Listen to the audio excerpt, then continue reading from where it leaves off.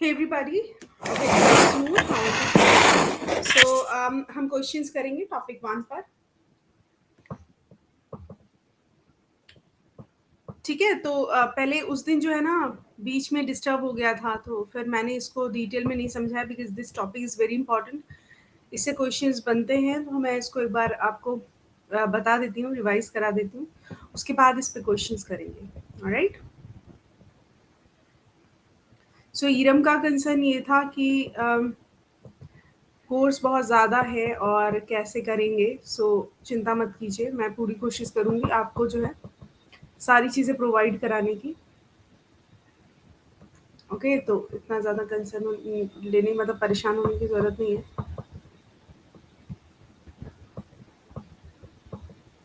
Okay, चलिए topic पर आते हैं. एवरीबडी, आवाज़ आ रही है सबको?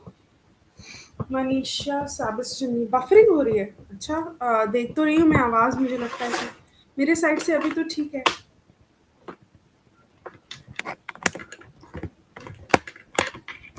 चलिए, इनके बारे में इंपॉर्टेंट पॉइंट्स हम दिमाग में रखेंगे, उसके बाद उस पर क्वेश्चंस करेंगे. ओके, तो ये पहला टॉपिक है और हर हर मतलब उसका सिलेबस का पहला टॉपिक इंपॉर्टेंट है. शैबस्टन सेइंग कि बफरिंग हो रही है. सारे लोग के साथ सेम प्रॉब्लम है या सिर्फ शैबस्टन के साथ ही प्रॉब्लम है? बताओ एक बार. सारे लोगों को सेम दिक्कत आ रही है, बफरिंग हो रही है, तो मैं दोबारा रिकनेक्ट करूँ इसे. और अगर सिर्फ एक बच्चे के साथ हो रही है तो फिर बताओ. सुरुचि, श्वेता, ईरम, बफरिंग हो रही है. 1 मिनट गाइस, तो फिर मैं इसको रिफ्रेश करती हूँ.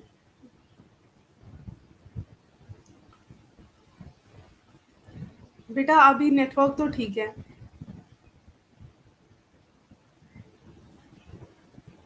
नहीं श्वेता, इंग्लिश लिटरेचर नहीं हुआ है.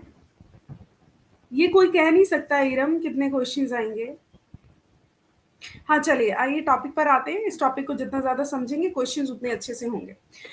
मोहनदास करमचंद गांधी, इनका टाइम पीरियड तो आप सबको पहले से ही पता होगा, 1869 टू 1948.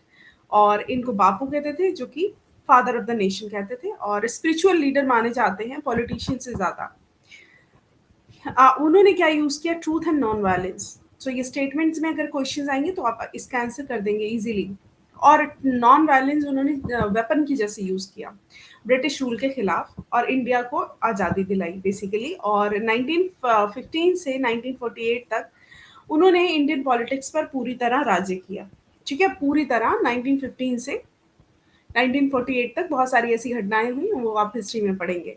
और एक कट्टर आदमी था, एक फैनेटिक पर्सन था, उसने उनको 30 जनवरी 1948 को उनकी मृत्यु हो गई. उनकी ऑटोबायोग्राफी जो है वो आप जानते हैं, माय एक्सपेरिमेंट विद ट्रूथ है. और बहुत सारे आर्टिकल्स हैं, और यंग इंडिया के लिए उन्होंने बहुत सारे आर्टिकल्स लिखे, बहुत सारी स्पीचेस उन्होंने दी.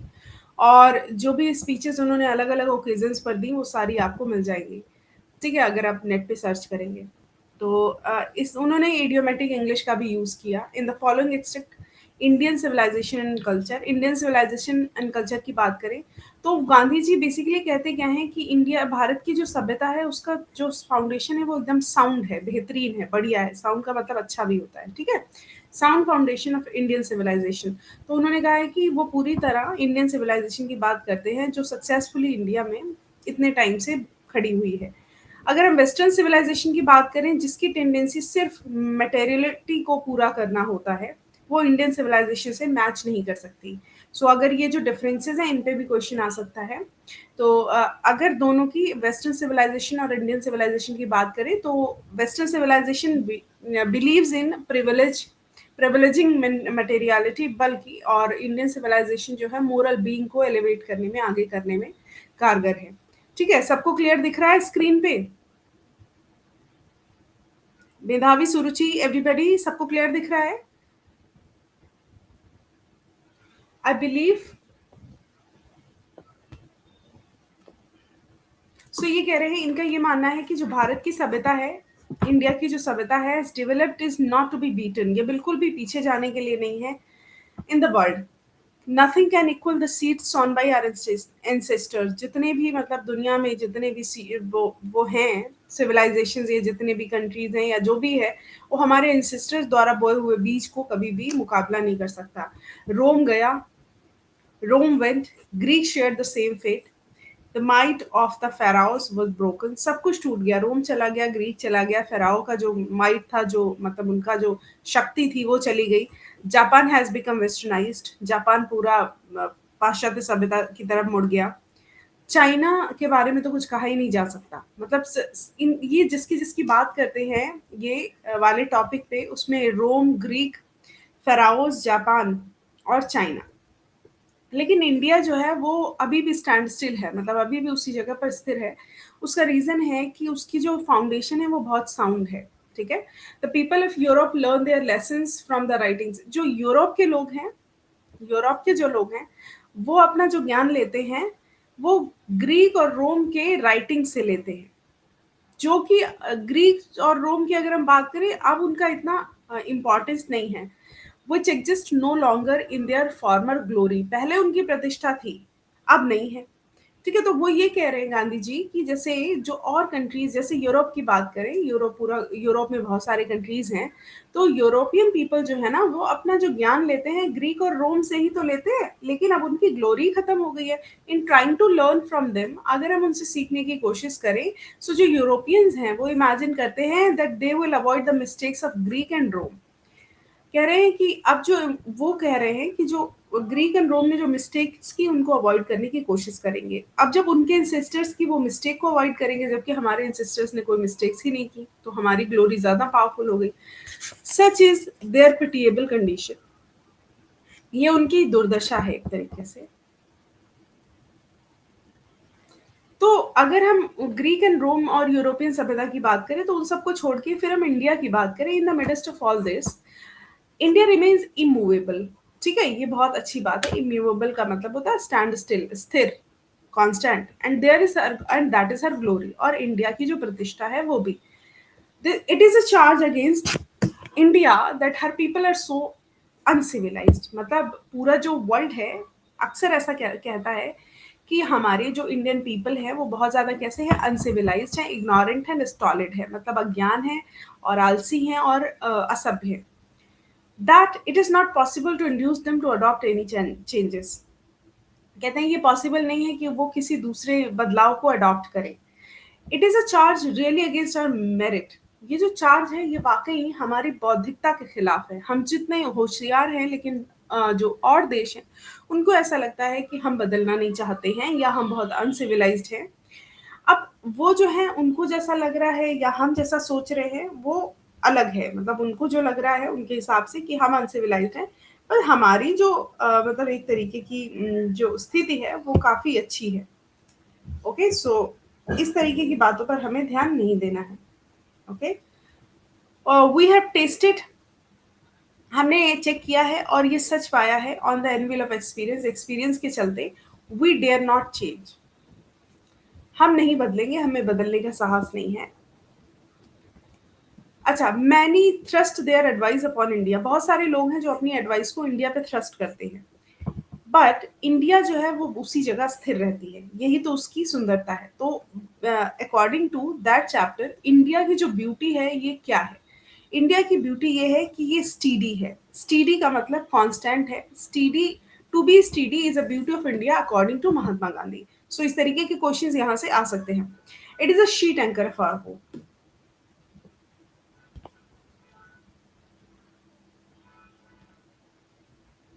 अच्छा, अगर हम सिविलाइजेशन की बात करें तो क्या है सिविलाइजेशन. आपकी नजर में सिविलाइजेशन क्या है. गांधी जी कहते हैं it is that mode of conduct. ये व्यवहार करने का एक तरीका है. सिविलाइजेशन जो है ये क्या है, व्यवहार करने का एक तरीका है जो ये बताता है कि man the path of duty, कि उसको क्या करना चाहिए, उसका कर्तव्य क्या है, उस तरफ उसको मोड़ता है. तो सिविलाइजेशन की परिभाषा भी हर जगह अलग अलग होती है.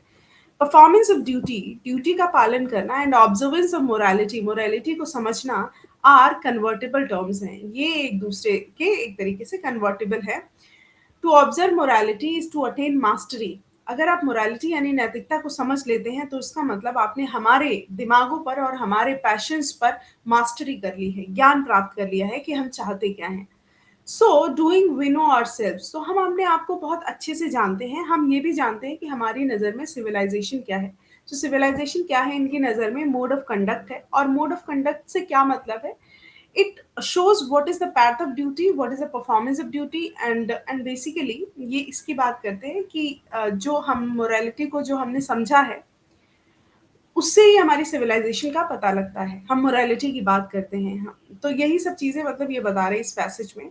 जैसे गुजराती जो है, उसके लिए सिविलाइजेशन का मतलब है अच्छा व्यवहार करना। ओके, सो यही समझ है कि जब आप अच्छा व्यवहार करेंगे, अपनी कर्तव्यों का पालन करेंगे, तो वही हमारे लिए क्या हो जाएगा, सिविलाइजेशन। अब दूसरे देशों के लोग ये कहते हैं कि नहीं सिविलाइजेशन ये नहीं है वो है, तो उस पे हमें कोई फर्क नहीं पड़ता, हम वहीं अपनी जगह पर स्थिर हैं। ओके, मैं इसको आपको जो उस दिन मैंने बताया था, तो उसमें आप इसको एक बार रिवाइज इसलिए करवा रही हूँ, जिससे कि आप जो है ना चीज़ों को समझ के क्वेश्चन के आंसर्स कर जाएँ। 5 मिनट्स लगेंगे, नॉट मोर देन दैट, तो वहाँ पे पहुँच जाएँगे, ठीक है?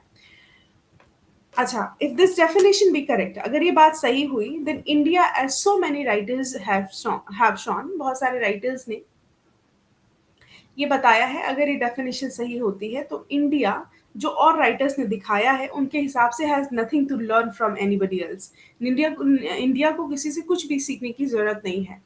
This is as it should be, ये ऐसा जैसा है वैसा ही बेहतर है। We notice that the mind is a restless bird, हमने ये सोचा है कि हमारा जो माइंड है वो एक रेस्टलेस बर्ड है, मतलब उसको आराम नहीं है।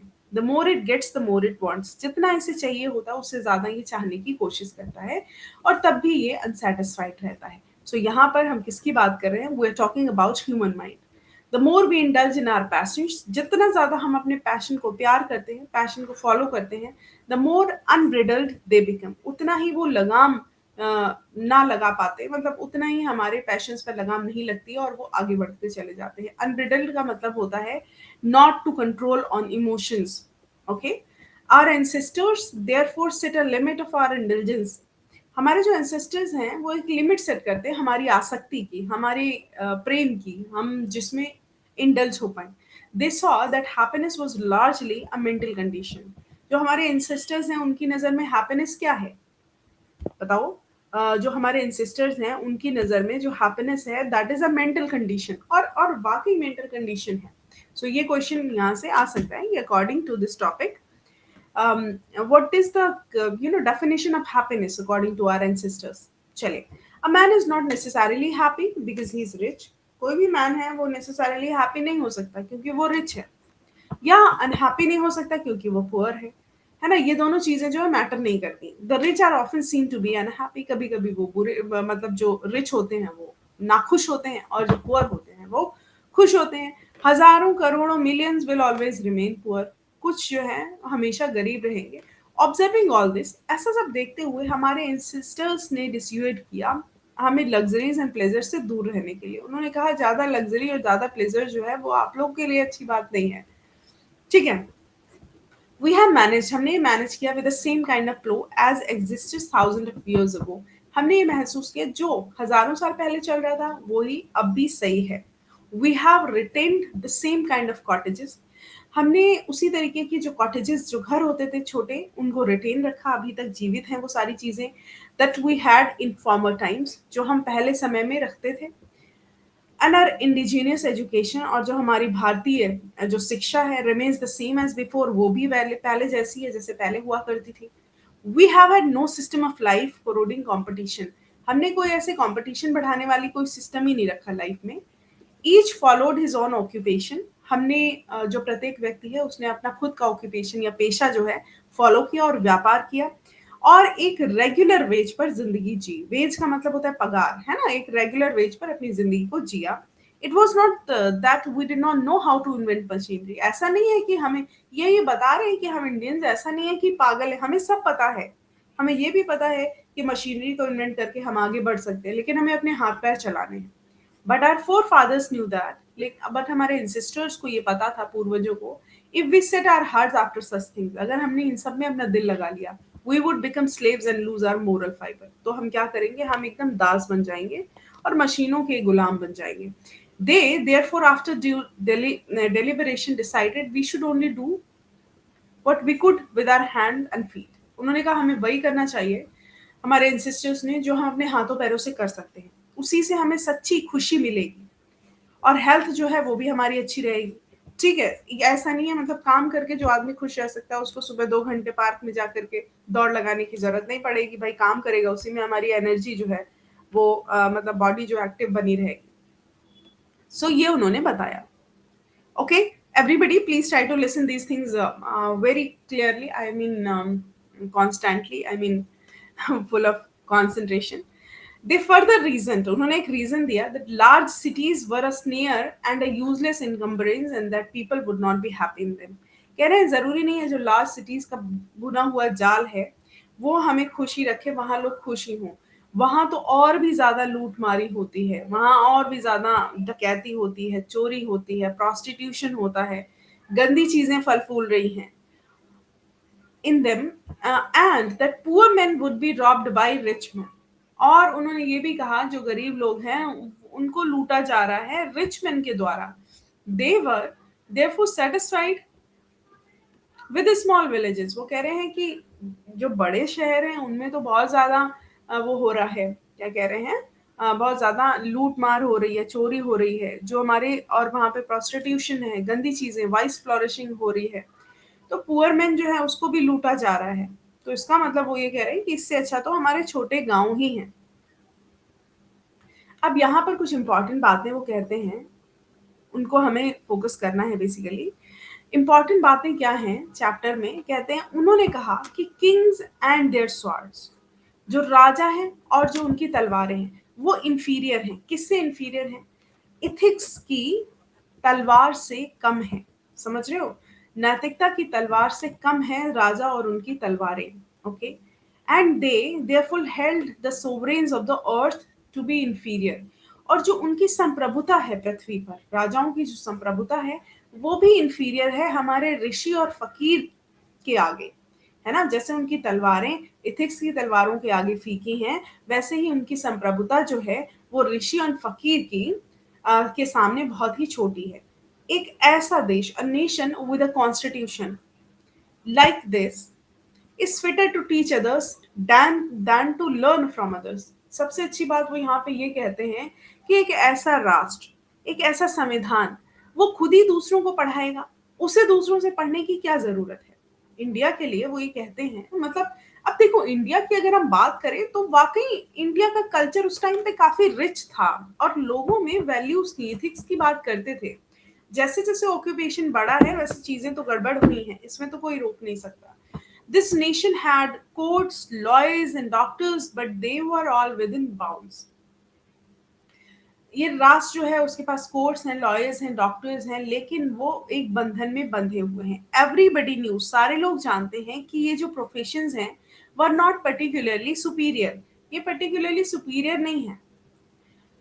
हालांकि ये बात तो सच है कि वकील और वैद्य जो हैं ये लोगों को लूटते नहीं हैं। They were considered peoples dependents not their masters. वो लोगों के हिसाब से काम करते हैं, उनके मास्टर नहीं बनते। Justice was tolerably fair. यहाँ जो इंडिया का जो जस्टिस है वो उनकी तरह नहीं है, वो एकदम फेयर है। The ordinary rule was to avoid court. एक सीधा सा रूल है कि कोर्ट को अवॉइड करो इंडिया में। There were no touts to lure people into them. कोई जरूरत नहीं है लोगों को ल्योर करने की, लुभाने की। This evil too was noticeable only in the around capitals. ये जो गंदी चीजें हैं इंडिया में नहीं है, ये बाहरी हैं। The common people lived independently. जो यहाँ पे साधारण मनुष्य है वो अपने इंडिपेंडेंटली रह रहा है और अपना एग्रीकल्चरल ऑक्यूपेशन जो है, वो कृषि का जो पेशा है वो फॉलो करता आया है। They enjoyed true home rule. ये जो है घर का जो शासन होता है, गृह शासन, उसको एंजॉय कर रहे हैं और ये बहुत अच्छी बात है। तो उन्होंने ये कहा कि अगर हम और वेस्टर्न कंट्रीज को देखें तो वहाँ पे प्रोफेशन है ना, और वहाँ पे जो है कोर्ट्स हैं, लॉयर्स हैं, डॉक्टर्स हैं। यहाँ पर क्या है, यहाँ पर वकील हैं, वैद्य हैं, इनके नाम अलग अलग हैं। और कोर्ट की तो यहाँ जरूरत ही नहीं है, यहाँ लोग इतने ज्यादा उनके अंदर एथिक्स हैं कि वो अपने एथिक्स के अकॉर्डिंग कोई गलत काम करते ही नहीं है, जबकि वहां पे बहुत ज्यादा गड़बड़ी है। वहां पे बड़े सिटीज में चोरी डकैती और सब कुछ होता है। ठीक है, जो भारतीय सभ्यता है जो उनके द्वारा बताई गई, as described by me has been so described, वो काफी डिटेल में मैंने बताई है, बाय इट्स वोटरीज, यहाँ के लोगों के द्वारा। In no part of the world, किसी भी देश के किसी भी पार्ट में और किसी भी सभ्यता में have all main attend perfection. देखो ये तो इन्होंने कहा कि ऐसा नहीं है कि पूरी दुनिया में किसी भी सभ्यता में ऐसा हो, किसी भी वर्ल्ड में कि सारे लोग परफेक्ट हों, ऐसा यहाँ भी नहीं है। The tendency of Indian civilization, जो भारतीय सभ्यता की जो प्रवृत्ति है, is to elevate the moral being. So main चीज इन्होंने यही बताई है कि भारतीय सभ्यता किसको बढ़ाती है, मोरल बीइंग को बताती है, बढ़ाती है, जबकि जो वेस्टर्न सिविलाइजेशन है वो क्या करती है, इमोरलिटी को प्रोपगेट करती है। ठीक है, the latter is godless, the former is based on a belief in God. मतलब कह रहे हैं जो वेस्टर्न वाली है सभ्यता है उसमें कोई भगवान नहीं है, जो इंडियन कल्चर है वहां पर भगवान में बिलीफ होता है। ठीक है, so understanding and so believing, काफी समझदार लोग हैं और काफी विश्वास करने वाले लोग हैं। ठीक है, ये सारे इंडिया के लवर जो है वो भारतीय सभ्यता को मानते हैं। I am no hater of the West. अब ये कह रहे हैं कि ऐसा नहीं है कि मैं नफरत करता हूँ वेस्ट से। I am thankful to the West for so many thing I have learn from western literature. ऐसा नहीं है, जो वेस्टर्न साहित्य है वो बहुत अच्छा है, अगर हम उसको नहीं पढ़ते नहीं समझते तो हम ऐसे अंतर ही नहीं कर पाते। But I am thankful to modern civilization. मैं मॉडर्न सिविलाइजेशन यानी आधुनिक सभ्यता के लिए भी शुक्रगुजार हूँ, for teaching me that if I want India to rise. मैं मॉडर्न सिविलाइजेशन का भी शुक्रगुजार इसलिए हूँ, मुझे ये बताने के लिए कि अगर मुझे इंडिया को इसकी ऊंचाई तक लेके जाना है, I must tell my countryman frankly, तो मुझे अपने देश के लोगों को साफ साफ ये बताना है कि after years and years of experience, modern civilization के सालों का एक्सपीरियंस जो मैंने लिया है, उससे मैंने एक बात ये जानी है, that we must shun it all cost, कि हमें इसको ही हर कीमत पर बचा के रखना है। सो बेसिकली ये कह रहे हैं कि अगर हमें मॉडर्न सिविलाइजेशन से हमने एक चीज सीखी है, इतने दिनों तक मॉडर्न सिविलाइजेशन में अपना वक्त गुजारते हुए, कि इंडिया जो है उसकी स्थिति बहुत अच्छी है और हमें इसको ऊंचाई पर लेके जाना है। अब कहते हैं क्या है ये मॉडर्न सिविलाइजेशन? मॉडर्न सिविलाइजेशन क्या है? What is that modern civilization? It is the worship of the material. ये सिर्फ और सिर्फ मटेरियल की पूजा है, मतलब यहाँ पर फीलिंग्स नहीं है, ये सुख की पूजा एक तरीके से। It is the worship of the brute in us. ये खुद ही अपने अंदर एक ब्रूट की पूजा है, मतलब ये बेसिक, ये सिर्फ मटेरियलिज्म की बात कर रहे हैं। और ये इट इज अनएडल्ट्रेटेड मटेरियलिज्म, और ये अनएडल्ट्रेटेड का मतलब होता है एकदम pure. Okay, the thing that is pure, unadulterated materialism and modern civilization. कह रहे हैं इट इज अनएडल्ट्रेटेड मटेरियलिज्म, मतलब एक ऐसा मटेरियलिज्म जो प्योर है। मॉडर्न सिविलाइजेशन कुछ भी नहीं है if it does not think at every step of triumph of material civilization. ये एक ही बात इस पूरे पैसेज में इन्होंने बार बार बोली है कि जो मटेरियलिज्म है, मतलब आपको एक तरीके से लग्जरी देने वाली चीजें, वो पूरी मॉडर्न सिविलाइजेशन में भरी पड़ी हैं। तो जो मॉडर्न सभ्यता है, जैसे आज की जो सभ्यता है, उसकी जीत इसी में है कि प्रत्येक स्टेप पर मानव जाति को आराम मिले, जबकि जो एंशियंट सिविलाइजेशन है जो इस पैसेज में बताई गई है, उसमें इन्होंने ये कहा कि मानव को हाथ पैर चलाना चाहिए। तो ये फर्क है। दिस इज परहैप्स अननेसेसरी, लेकिन गांधी जी कहते हैं इसकी कोई जरूरत नहीं है। If not useless to weigh the merits of two civilizations। ये दोनों civilizations की मेरिट्स की बात करते हैं। It is likely that the West has evolved a civilization. ये संभव है कि जो वेस्ट कंट्रीज हैं उन्होंने एक सिविलाइजेशन को इवॉल्व किया, विकसित किया, जो उनके क्लाइमेट और सराउंडिंग्स को सूट करती है, और उसी तरीके से we have a civilization suited to our condition, जो हमारी कंडीशन को सूट करती है। And both are good in their own respective spheres, और दोनों ही हमारे जो जैसा हमारा स्फेयर है, जैसा हमारा वातावरण है, उसके हिसाब से मैच करती है। ठीक है, सो ये गांधी जी ने निष्कर्ष निकाला लास्ट में। सो ये उनका निष्कर्ष से आपको क्या समझ आया, ये आपको बताना है। नेक्स्ट लिखा है, the distinguishing characteristics of modern civilization is an indefinite multiplicity of human wants.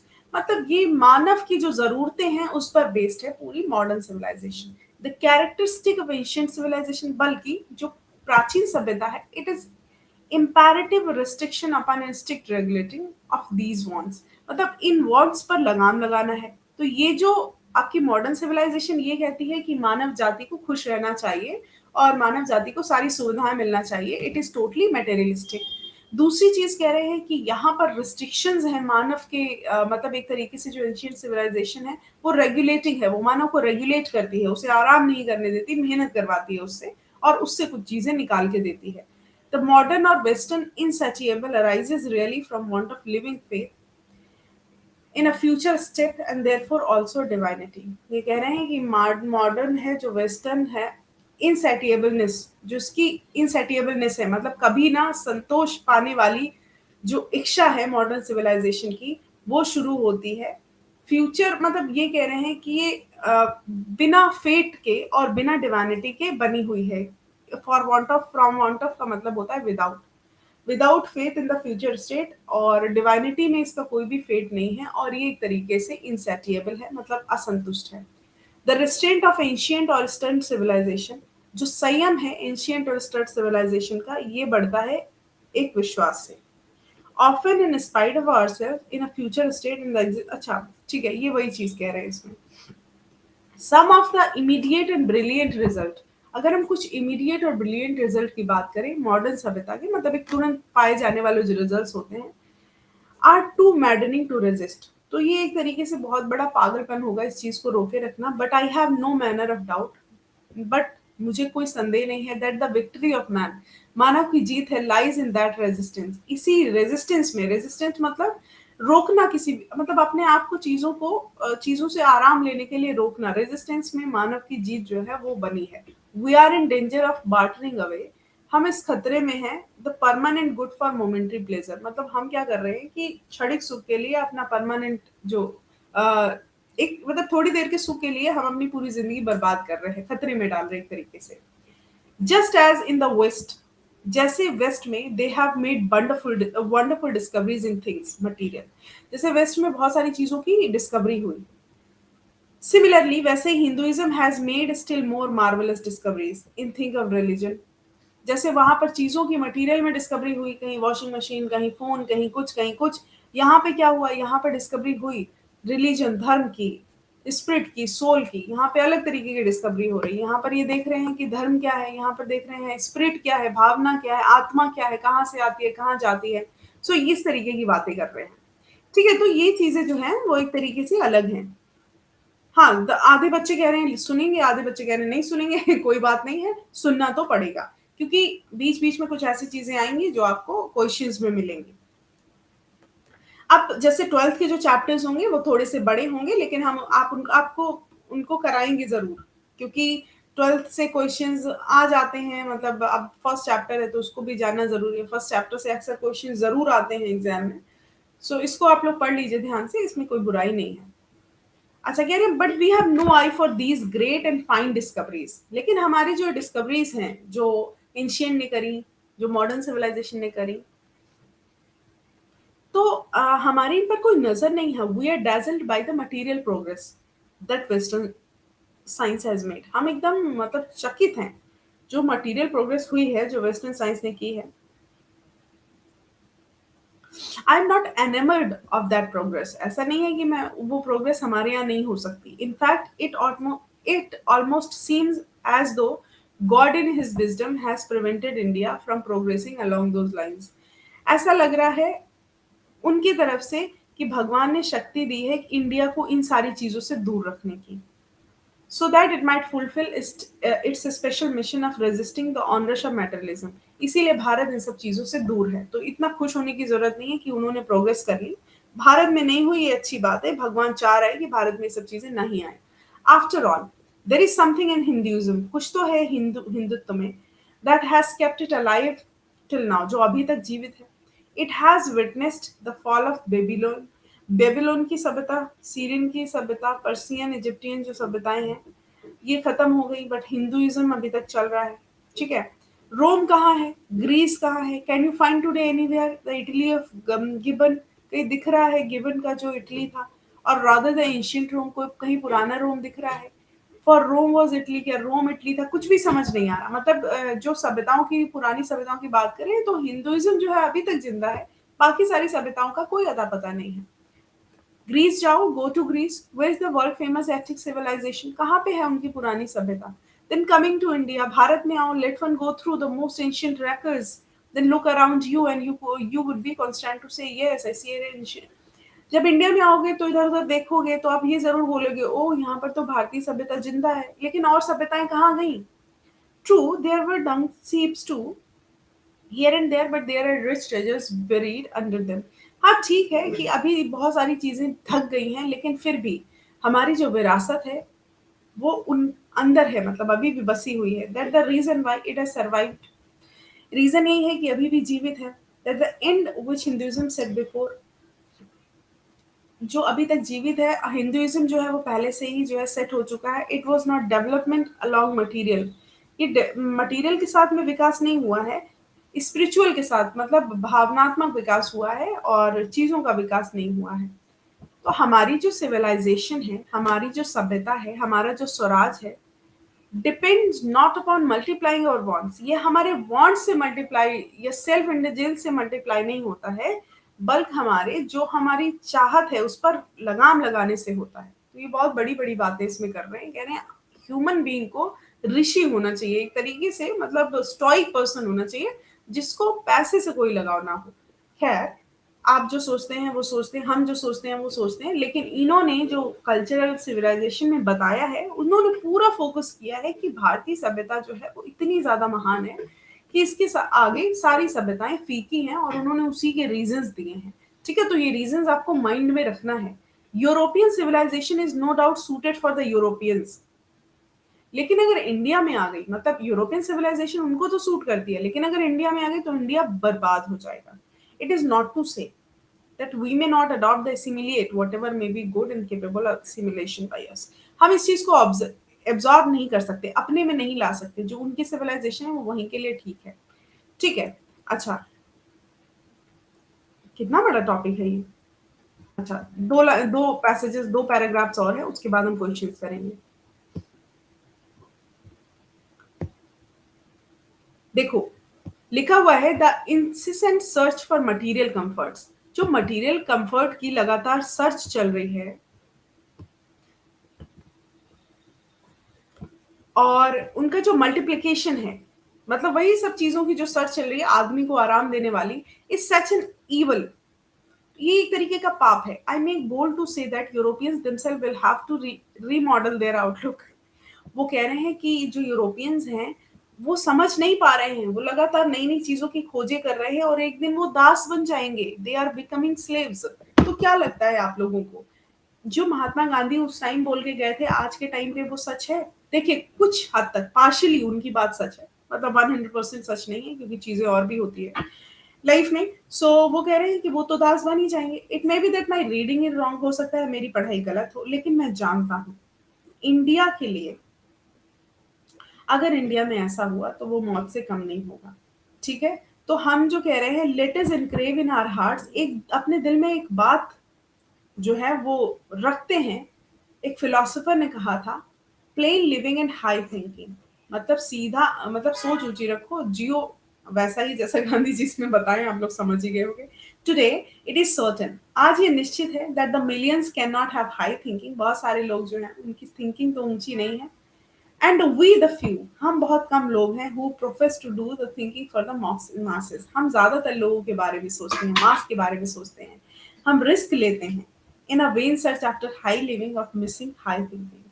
और अगर हम हाई लिविंग सोचेंगे तो कहीं ना कहीं हम हाई थिंकिंग मिस कर देंगे। ऐसा नहीं है, हाई लिविंग में भी हाई थिंकिंग सोच सकते हैं, ऐसा कुछ नहीं है। मतलब इनको ऐसा लगता है कि ऐसा सच में है। ठीक है, तो civilization in the real sense of term consists not in the multiplication but in the deliberate and voluntary restriction of wants। तो सभ्यता क्या है? अगर हम सही मायनों में सभ्यता जाने तो ये नहीं है कि इसमें चीजें जुड़ रही हैं और हम अपनी जिंदगी को आराम कर रहे हैं। ये कह रहा है कि हम जो हमारी वांट्स हैं, जो हमारी इच्छाएं हैं, उन पर रिस्ट्रिक्शन लगा सकते हैं समझदारी से। वही सभ्यता है। दिस एलोन इंक्रीजेस, ये अकेले बढ़ाती है कंटेनमेंट को। यही रियल हैप्पीनेस है। मतलब वो कहते हैं कि अपनी अपनी जो क्या कहते हैं, अपने ऊपर लगाम लगाना, अपनी इच्छाओं पर लगाम लगाना, यही सच्ची सिविलाइजेशन है, जो इन शॉर्ट इसमें पैसेज में बताया है। जो आपकी वांट्स हैं उस पर रिस्ट्रिक्शन है, that is the mode of civilization. यानी a certain degree of physical harmony, जो फिजिकल हार्मनी की एक निश्चित डिग्री है, अवस्था है एंड कंफर्ट है, वो ज़रूरी है। But above a certain level it becomes a hindrance instead of pole. लेकिन अगर इंस्टेड ऑफ हेल्प, ये कह रहे हैं कि एक सर्टेन लेवल होना चाहिए। जब वो हेल्प, जब वो बढ़ जाती है हेल्प, तो ये बाधा बन जाती है। ओके, यहाँ पर इसमें ऐसा कुछ खास नहीं है। द सेटिस्फैक्शन यहाँ पे बता दें, the satisfaction is one's physical needs. इनके अकॉर्डिंग जो सेटिस्फैक्शन है वो एक फिजिकल नीड्स है। Even the intellectual needs of one's narrow self. ये कह रहे हैं एक इंटेलेक्चुअल नीड भी है एक पर्सन के लिए, जो कि must meet at the certain point at dead stop, जो किसी सर्टेन पॉइंट तक ही रहनी चाहिए। इससे पहले it degenerates into physical and intellectual voluptuousness. मतलब ये कह रहे हैं कि जो हमारी नीड्स हैं वो तब तक सही है जब तक इंटेलेक्चुअल है, लेकिन अगर फिजिकल हो जाती हैं तो कहीं ना कहीं प्रॉब्लम क्रिएट करती हैं। ये तो मतलब इन्होंने तो पूरे देश को ये बोला है कि पूरा जो देश है वो एक तरीके से ऋषि मुनियों जैसा हो जाए। ऋषि मुनियों का देश इन्होंने बता दिया। चलो क्वेश्चन नंबर 1 की बात करते हैं। सारे लोग जो है वो इस टॉपिक का जिस्ट समझ गए होंगे।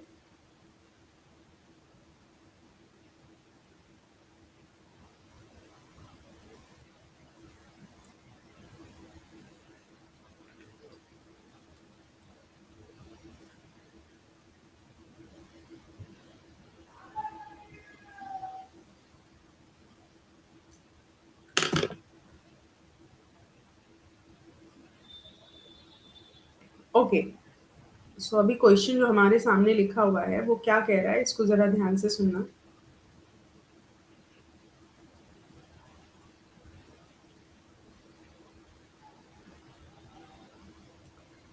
देखो क्वेश्चन क्या कह रहा है, आप लोग समझ नहीं रहे हो। इंडियन सिविलाइजेशन एंड कल्चर में गांधी जी किसकी बात करते हैं? पहला ऑप्शन है the insignificance of Indian culture. Insignificance का मतलब होता है तुच्छता, समझ रहे हो? तुच्छता। सिग्निफिकेंस अगर यहाँ पे होता तब हमारे ये पार्ट सही होता। तो इंडियन कल्चर की इनसिग्निफिकेंट की तो बात वो कर ही नहीं रहे हैं। ओके, तो इसीलिए हमारा राइट आंसर हो जाएगा द साउंड फाउंडेशन। जो हमारे साउंड फाउंडेशन है, बेहतरीन जो क्या कहते हैं नींव है इंडियन सिविलाइजेशन की, तो उसकी बात कर रहे हैं। तो जिसने टू बताया ना वो सही है। इनसिग्निफिकेंस अलग होता है। इनसिग्निफिकेंस का मतलब तुच्छता और सिग्निफिकेंस का मतलब मतलब तेज, इंपॉर्टेंट, महत्वता। तो ये जो है आपका एंटोनिम लिखा हुआ था बच्चों, आपने सोचा कि ये सिग्निफिकेंस लिखा हुआ है, इन नहीं देखा आपने। तो ये ध्यान दीजिए, मुझे पता है कि आपने इन नहीं देखा, आपको पता है पूरा पैसेज के बारे में कि सिर्फ एक चीज की बात कर रहे हैं, है ना मेधावी? इरम। हाँ, तो तुम लोगों ने वो नहीं देखा इसीलिए तू टू बता दिया। चलो कोई बात नहीं, लेकिन वर्ड्स पर ध्यान देना जरूरी है। और एक चीज और याद रखना तुम लोग, वोकैबुलरी जो है ना वो इम्पॉर्टेंट इसी में होती है, इन्हीं सब चीजों में। सो जितना ज्यादा रीडिंग स्किल्स पे फोकस होगा उतना ही ज्यादा आपका वोकैबुलरी अच्छा होगा।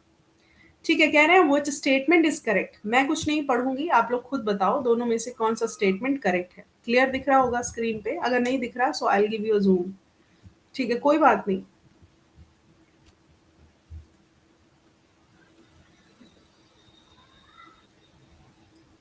मेधावी ईनम।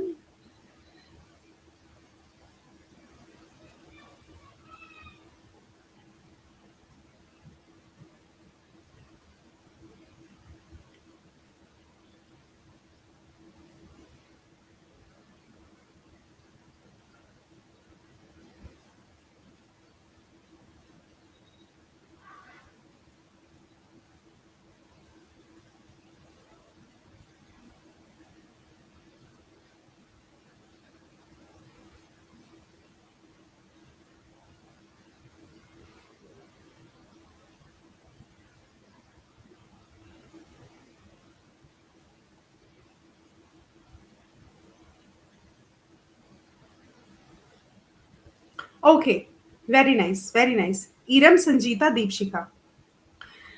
देखो पहला ऑप्शन क्या कह रहा है कि western civilization privileges materiality can not match the Indian civilization that elevates the moral being. तो इसमें क्या लिखा है? Western can not match. मैं कह रहे हैं which statement is correct. So इसमें वेस्टर्न सिविल तुम लोगों ने क्या गलत बता दिया? तो इसमें पहला ऑप्शन है कि वेस्टर्न सिविलाइजेशन क्या प्रिविलेज करता है? मटेरियलिटी, जो कि मैच नहीं कर सकते इंडियन सिविलाइजेशन की, जो एलिवेट करता है मोरल बीइंग। ठीक है, तो ये ए ऑप्शन तो सही है आपका, क्योंकि ये कह रहे हैं कि वेस्टर्न सिविलाइजेशन क्या करता है? मटेरियलिटी को बढ़ाता है ना? और इंडियन सिविलाइजेशन के साथ ये मैच नहीं कर सकता, क्योंकि इंडियन सिविलाइजेशन हमारे मोरल बीइंग को बढ़ाता है। तो ऑप्शन ए हमारा जो है वो सही है। बस अब गलती नहीं, इसमें ये लिखा है इंडियन सिविलाइजेशन मेटालिटी की बात ही नहीं करता, कभी कभी भी नहीं करता। जिस्ट क्या है? देखो, अच्छा ठीक है, हर हर टॉपिक का एक वो है, क्या कहते हैं, हर टॉपिक का एक थीम है। अब जैसे ये टॉपिक है, इसकी पूरी थीम पता है क्या है? सिर्फ और सिर्फ ये बताना है इसमें, मतलब गांधी जी ये कह रहे हैं कि जो हमारी सभ्यता है वो एक तरीके से ऐसी सभ्यता है जो मानव के एथिक्स को लेकर के चलती है। मानव जितनी मेहनत करेगा, मानव का जो अच्छा व्यवहार है, वही इस सभ्यता की नींव है। अब इसमें ना तो मटेरियलिटी आती है, ना इसमें लग्जरी आती है, ना इसमें मतलब एक तरीके से अगर हम कहें कि लग्जरी भी नहीं आती, मटेरियलिटी भी नहीं आती, और बहुत सारी ऐसी चीजें हैं, स्लेव्स नहीं बनते हैं हम मेहनत करते हैं। तो हमारी जो इसकी जो थीम है वो यही है कि आदमी जितनी मेहनत करेगा उतना ही सही रहेगा। तो ये वाला सेकेंड ऑप्शन करेक्ट इनकरेक्ट है, बिल्कुल करेक्ट है, इनकरेक्ट है। ये फर्स्ट ऑप्शन ही कहता है, जो भी है इस टॉपिक का जो जिस्ट है, ये फर्स्ट ऑप्शन में ही है। चलो, बफरिंग हो रही है, पता नहीं क्यों हो रही है, नेटवर्क तो ठीक आ रहा। अच्छा हाँ, ये बताओ, ये तो तुम लोग समझ गए होगे, तो ये बता दोगे जल्दी से?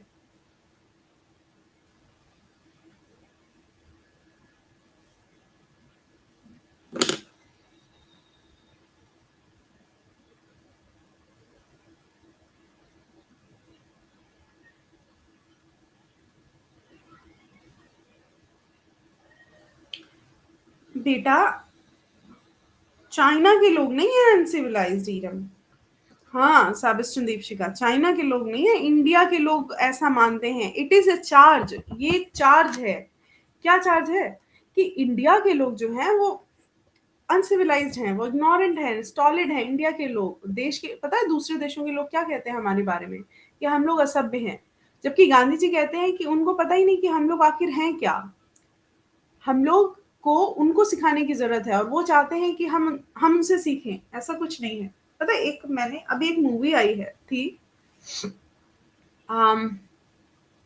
मिसेस चटर्जी बनाम, क्या उसका नाम था, कहाँ की, यूरोपियन कंट्री का एक है, वहाँ की गवर्नमेंट, नॉर्वे, हाँ, मिसेस चटर्जी बनाम नॉर्वे। ये केस चल रहा था बहुत दिनों से। तो उन्होंने क्या किया, मतलब इंडियन जो वो होते हैं ना, कस्टम्स होते हैं इंडियन, जैसे माथे पे टीका लगाना, और जैसे कि हाथ से खाना खिलाना, जैसे बच्चों को एक्स्ट्रा केयर करना, एक्स्ट्रा प्यार देना, और बच्चों को अपने साथ सुलाना, इन सारी चीजों को लेकर के उस पर केस कर दिया था कि she is an unfit mother, और उसके बच्चे उससे छीन लिए थे। मतलब वो पूरा केस था, वो जो 3 साल तक वो लड़ती रही। हाँ, वो कह रहे हैं कि इंडिया, सेबेस्टियन बेटा आज प्रॉब्लम हो रही है क्लास करने में। आई डोंट नो, मैंने तो एक मिनट में एक एक चीज और चेक कर लेती हूँ। मैंने तो आज क्लास को कॉमन मोड पे लगाया है, पता नहीं।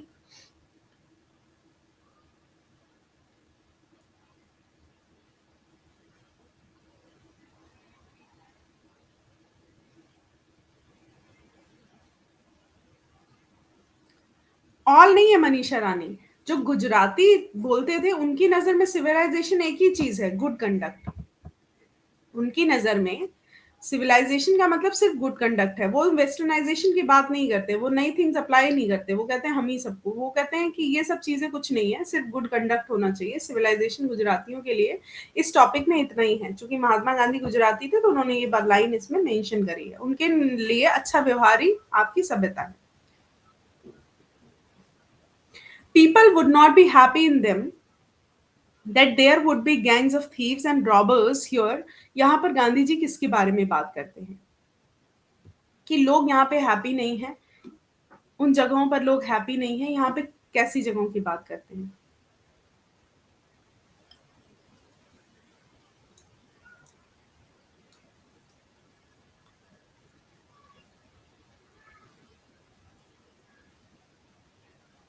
एग्जैक्टली अभी सबने ठीक बताया है, अभी सबने ठीक बताया है। People would not be happy in them that there would be gangs of thieves and robbers. यहाँ पर गांधी जी बात करते हैं लार्ज सिटीज की, और इंडियन जो सिटीज हैं वहां पे ऐसा कुछ भी नहीं है। हाँ, ये मैंने आपको बताया था, the more we indulge in our passions the more unbridled they become. यहाँ पर इंडल्ज का सिनोनिम क्या है?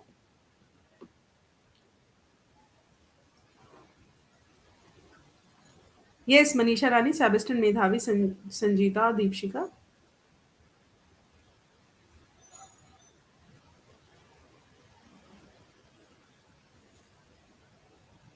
हाँ, नहीं नहीं नहीं नहीं, इंडल्ज का मतलब होता है आसक्ति, मतलब प्यार। इंडल्ज का मतलब होता है आसक्ति, किसी चीज के लिए फॉल इन होना। आसक्ति कैसे लिखते हैं इसको मुझे पता ही नहीं है। अरे मैं लिख ही नहीं पा रही हूँ, आसक्ति नहीं लिख पा रही हूँ। इंडल्जेंस का मतलब होता है किसी चीज के लिए love. Okay, fall in, hostile, hate, envy, ये तीनों एक दूसरे के सिनोनिम्स हैं।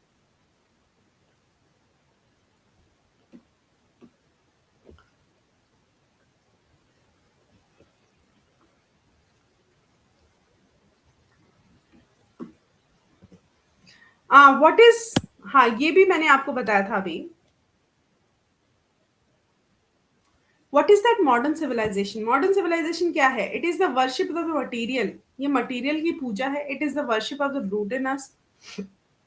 इसमें आपको ये बताना है कि जो वर्ड अंडरलाइंड है उसका क्या मतलब है।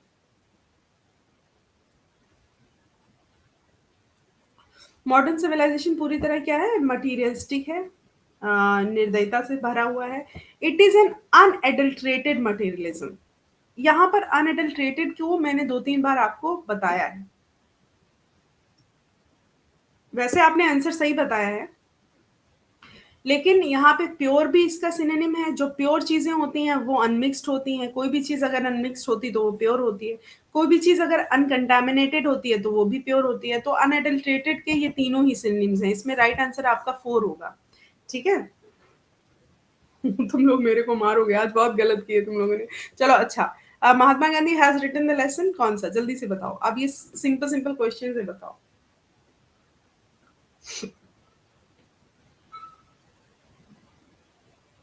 अभी इसमें आप लोगों को मैं प्रैक्टिस सेट भेज रही हूँ, ठीक है?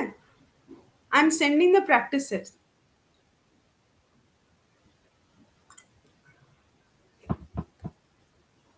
Pharaohs were ruler of ancient.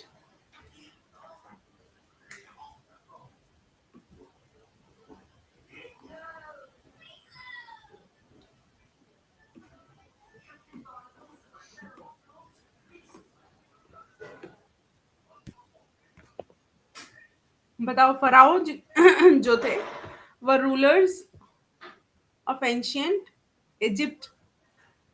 Yes, Egypt. बहुत सारे क्वेश्चन है करना। अमेरिकन वर, अरे, dash were rulers of Egypt. Pharaohs, ठीक है, सेम क्वेश्चन आ गया। Civilization is a state of development of. अब सरल सरल क्वेश्चंस हैं, टॉपिक के बारे में जल्दी जल्दी बता देना।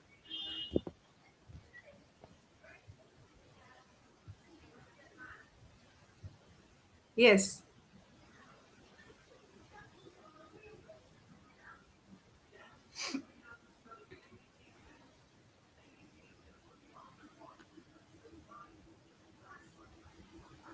नहीं नहीं, नॉन नॉन लिविंग थिंग्स नहीं, living things. Non living things नहीं, लिविंग थिंग्स मतलब पीपल। सिविलाइजेशन जो है वो लिविंग थिंग्स की बात करता है, नॉन लिविंग थिंग्स की बात नहीं, लिविंग थिंग्स। गिबन, अभी मैंने गिबन का नाम लिया था, किससे जुड़ा हुआ है गिबन?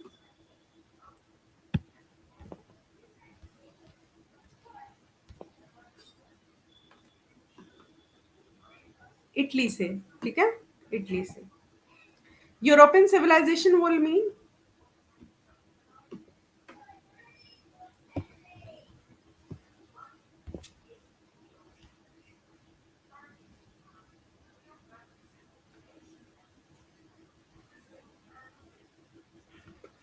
अरे यूरोपियन सिविलाइजेशन का मतलब है कि वो इंडिया को बर्बाद कर देगी, मतलब ये गांधी जी ने कहा है वो इंडिया को बर्बाद कर देगी। Simple living and high thinking is a base of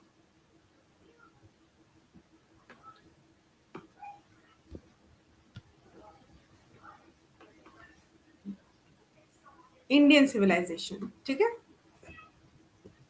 Indian glory, हाँ ये मैंने सेंटेंस में आपको बताया था, इंडियन ग्लोरी इज इमूवेबल, स्थिर। भारतीय जो ग्लोरी है वो कैसी है, इमूवेबल मतलब constant. Dash was a spiritual leader than a politician, ठीक है।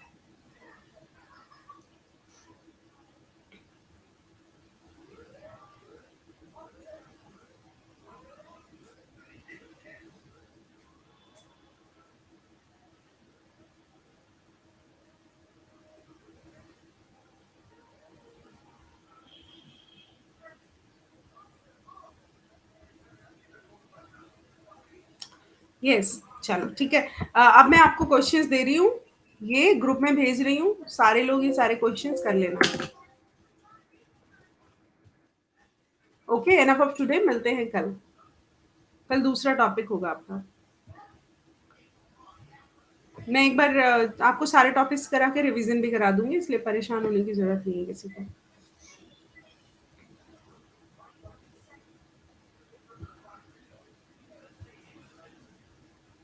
आप लोगों का जो दूसरा टॉपिक है वो आप लोग के पास बुक्स है, कल अच्छे से पढ़ के आना।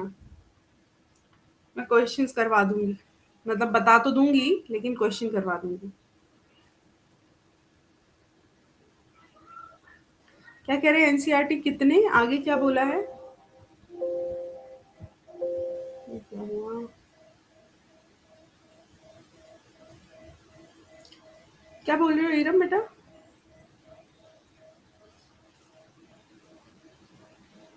चैप्टर्स जो होंगे इंपॉर्टेंट मैं देख लूंगी, करा दूंगी आपको।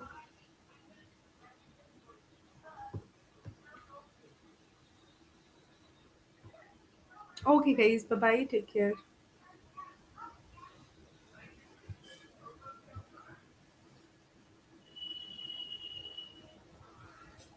इस टॉपिक पे फिर से डिस्कशन होना चाहिए।